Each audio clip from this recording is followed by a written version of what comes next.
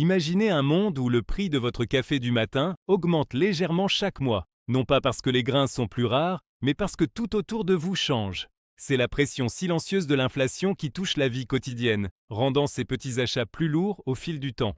Quand on voit ces factures s'accumuler de manière inattendue, par exemple à cause d'une hausse soudaine du loyer ou des charges, on se demande facilement comment les forces plus larges jouent un rôle dans tout ça.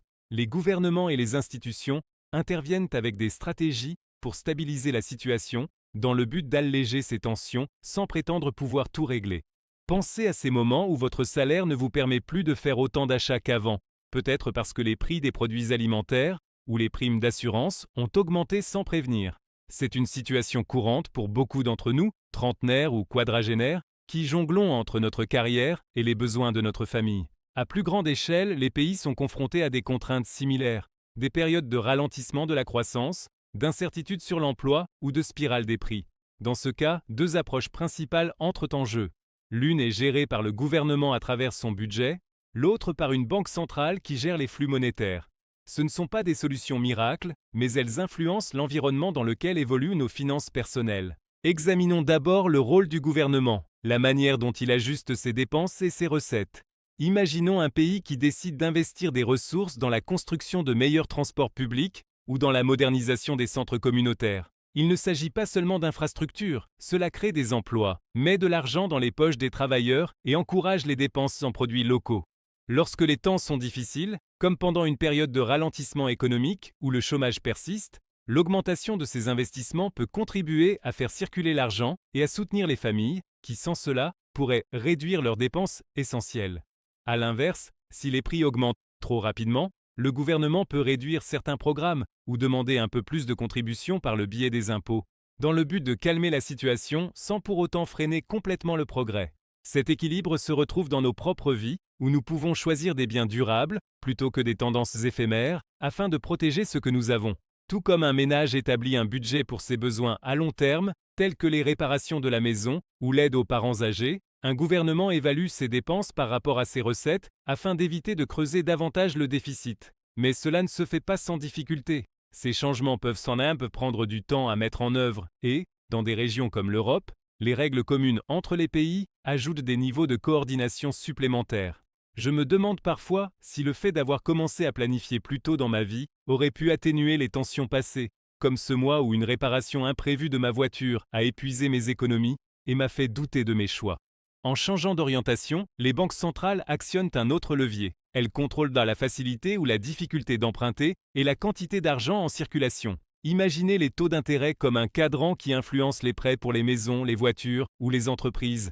Baisser ce cadran rend les emprunts moins chers, ce qui encourage les gens à investir dans l'immobilier ou à créer des entreprises, ce qui stimule à son tour la demande de matériaux et de services. Cela peut relancer une économie en perte de vitesse, tout comme le fait de conserver des liquidités sur vos propres comptes vous évite de prendre des décisions précipitées en période difficile. A l'inverse, si les coûts augmentent rapidement, par exemple si les factures de carburant ou d'alimentation doublent en un an, la hausse des taux rend les prêts plus chers, ce qui ralentit les dépenses et contribue à stabiliser les prix. Il est fascinant de voir comment cela est lié aux changements mondiaux, comme le vieillissement de la population dans certaines régions qui exercent une pression sur les ressources, ou les technologies émergentes qui rendent peut-être les chaînes d'approvisionnement plus efficaces sans en faire un pari risqué. Les banques centrales visent souvent un objectif d'inflation modéré, disons autour de 2%, afin de maintenir la prévisibilité et de préserver la valeur de ce que nous gagnons au fil du temps. Pourtant, il y a cette impression initiale d'être dépassé lorsqu'on comprend ces mécanismes, surtout si les expériences passées en matière d'endettement vous rendent méfiant à l'idée de répéter les mêmes erreurs. La technologie agit ici comme une aide discrète, peut-être grâce à de meilleurs outils de suivi des devises, mais il s'agit d'une aide constante et non d'une course au gain extravagant.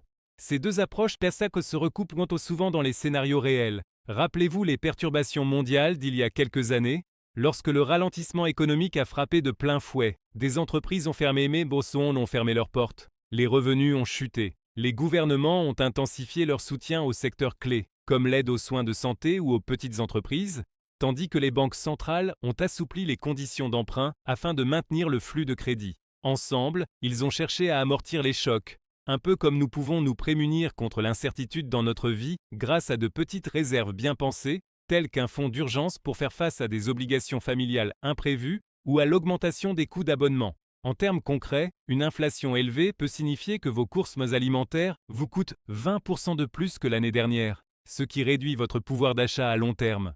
Une banque centrale pourrait réagir en augmentant les taux d'intérêt, rendant les achats importants moins attrayants et allégeant progressivement la pression sur les prix. Parallèlement, le gouvernement pourrait compenser cette mesure pour les groupes vulnérables par des aides ciblées, telles que des remises sur les factures d'énergie, afin que cette pression ne soit pas source de difficultés excessives.